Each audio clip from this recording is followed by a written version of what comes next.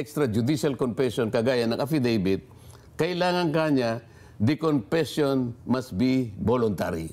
Ah, okay. Okay. Opo. O, halimbawa, nandiyan sa harap natin si Colonel Garma.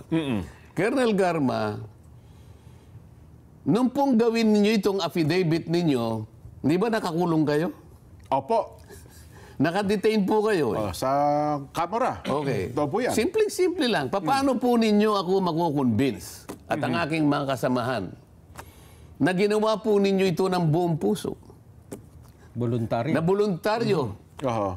Eh, nakakulong po kayo eh. Di ba pinipigil kayo? Nakapiit kayo eh. Oo nga. No? Wala po kayo sa kalagayan na pwede kong paniwalaan na ginawa nyo ito voluntarily. Nakakulong ka eh. Sa isang neutral ground, hindi gano'n. Kahit na po grade 1, maaari niyang isipin. Oo. Huwag na po bilang isang abogado. Nakakulong ka, di ba? Paano mo